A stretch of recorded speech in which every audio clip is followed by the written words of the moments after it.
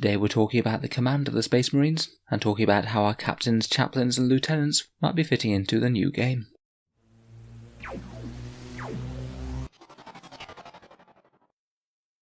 Hello and welcome back to Auspex Tactics, the strategy focused 40k channel, where we're all about getting the most out of our miniatures on the tabletop. Today we're turning our attention to the heroes of the Space Marines. We're going to talk through some of the rules changes and points cost changes for each of the HQs, and which ones I think might be making a bit more of an appearance. In this one we're also going to talk about some of the other named HQs for the more core Codex armies such as Ultramarines and Raven Guard for example. So in general I feel that characters in 9th edition have got a little bit weaker on the whole. The new character targeting rules means that your character can't just be on the other side of the board, they also have to be very much near a unit or vehicle, and if that unit or vehicle is destroyed in the same shooting phase, then they can be directly shot. Unless they're absolutely in the centre of your army covered by multiple units, you can't really guarantee their survival quite as easily. Heroic intervention is in general a little bit worse as well. Before, if the opponent didn't declare your character as a target of a charge, and the character heroically intervened into them, then they wouldn't be able to attack that character. Now they can, and that means that you can't be quite as blasé about heroic interventions. You can only really afford to do it into charging units that aren't going to be a threat to killing your character before they strike. HQ slots are also going to be a bit tighter than before. In general, most armies are going to be trying to make do with fewer detachments to try and maximise their command points, and also that Supreme Command detachment has been heavily changed, and you can't use it to just spam 3 HQs anymore. It's just going to make it a bit harder for armies to have, say, 6+ HQs in the list, which isn't a problem for some, but some armies did like to be very heavy on the characters, such as Blood Angels and Space Wolves. From the new Codex Space Marines, we've also seen the leak that captains and lieutenants will only be limited to 1 captain and 2 lieutenants per detachment, which would cause some problems compared with previous for certain armies such as Blood Angels, who like to run multiple smash captains sometimes. Chaplains have received a bit of a stealth nerf in the new edition. They can no longer reroll listeners with command points, which means that if you just have a normal chaplain, then his buffs are going to be quite powerful but really quite unreliable. They're only going to go off 2/3 of the time, so say if you're relying on them to provide a +2 inch charge to your deep striking units, then that might not happen.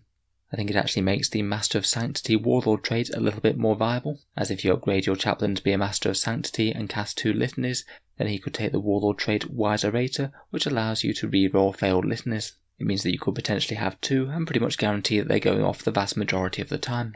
Finally, it looks like Storm Shields might be changing a fair bit in the new books, going from a 3+ invul save to a 4+ invul and +1 to your armour save. For me that will make them considerably less good on captains, seeing as the main valuable point is the 4+ invul, and captains already have that with their Iron Halo.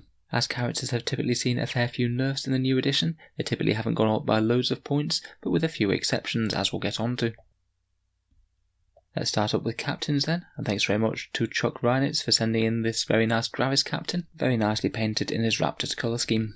In general, captains went up around about 0 to 10% in points cost, pretty much all of them being rounded to an even multiple of 5, though in some occasions they're forced to take a Stormbolter or something, which throws that off a bit.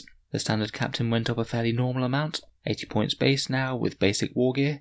The jump pack captain, as with most of the jump pack characters on these lists, has gone up a decent amount. He is now 105 points, and I think it is going to make it a bit more of a decision as to whether or not to give him a jump pack. In general, I tended to find the jump pack characters were some of the best you could buy. The fly keyword is very helpful, being able to deep strike in situations is pretty useful as well, and just retaining infantry while gaining loads of mobility would often mean that he could either get his buffs where he needed to be, or just increase his threat range for charging the enemy.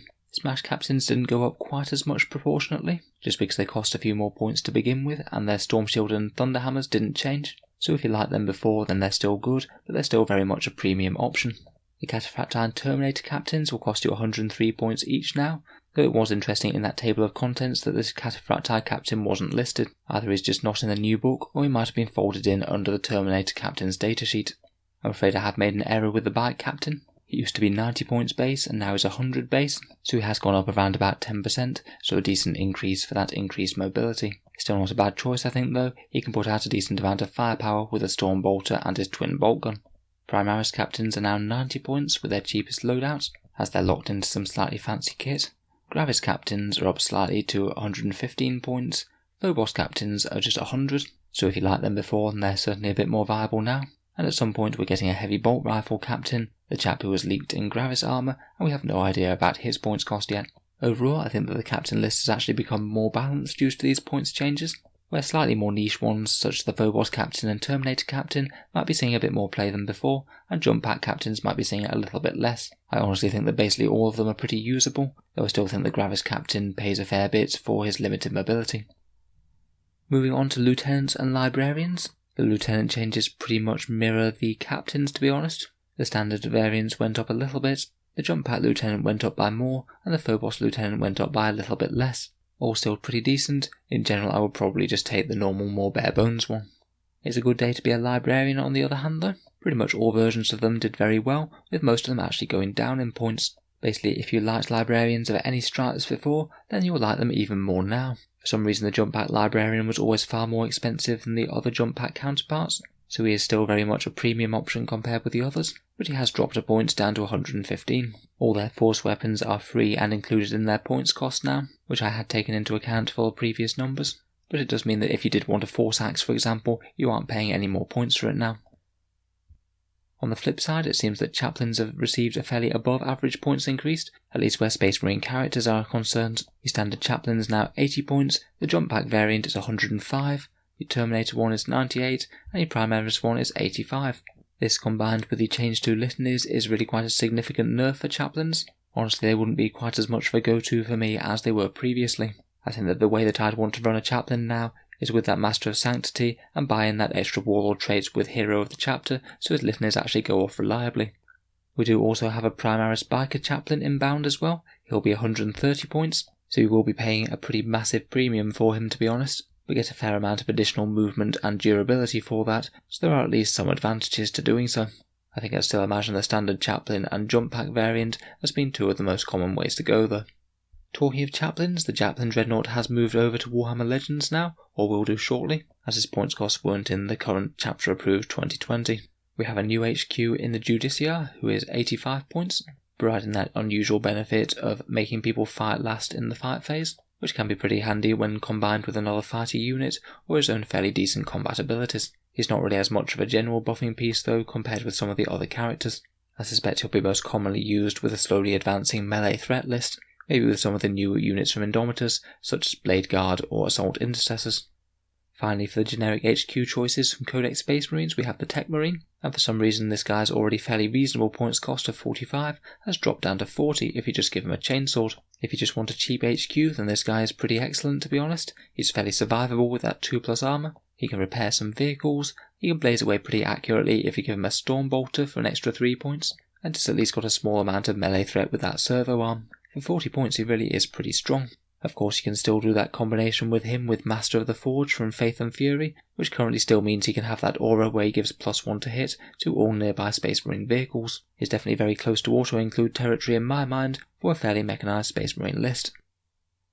Moving into some special characters now, first we'll take a look at the Ultramarines, and in general they haven't tended to do too badly for most of their points changes. Captain Sicarius has gone up 5 points, he's still not particularly good for his points I think.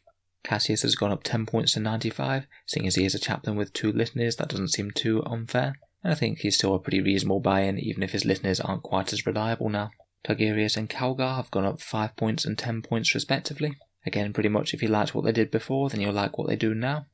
Gilliman has gone up just a little bit more, he's gone up 9%, he's up to 380 from 350. At least he is far easier to include in Ultramarines lists though, due to that new Supreme Command attachment, meaning that he won't cost any more command points to field, and he'll still get his own chapter tactics. For guarding your Ultramarines characters, I thought it was quite interesting that the Victrix Honor Guard have remained at 35 points ahead. These chaps that come with Calgar seem like really quite decent durable options now. They're perhaps not quite as durable to high-powered anti-tank weapons once the Storm Shield changes come into effect. Cronus has gone up to 35 points from 30, though I would still consider him as part of a vehicle upgrade as opposed to just on his own. I think he's still very usable, particularly as he's one of the cheapest HQs available to Space Marines, and Talion seems to have gone up in line with most things as well. Looking at the other named characters from the other various supplement books, the vast majority have got marginal points increases, pretty much in line with most characters in the game. Games Workshop's general policies seem to be increased character costs by just 5 points. A couple have seen some slightly higher points increases though. The Carnan Bike's gone up 10 points to 110. I don't feel that he's comparing amazingly with biker captains after that.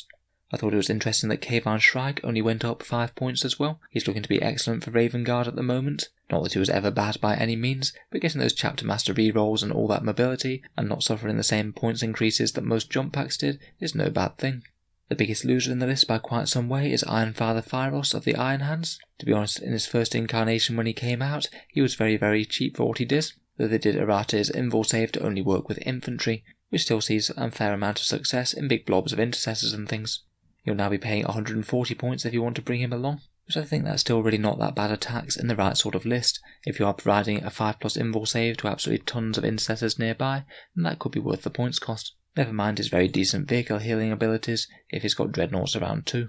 Other than that, pretty much all the rest saw fairly marginal points increases. Lysander for some reason got a slightly bigger points increase than most, not really too sure why to be honest, it doesn't seem to make too much sense to me. And the Emperor's Champion received a slightly proportional bigger increase, but only really because he cost so few points to begin with. I think he's still an excellent deal for the Black Templars.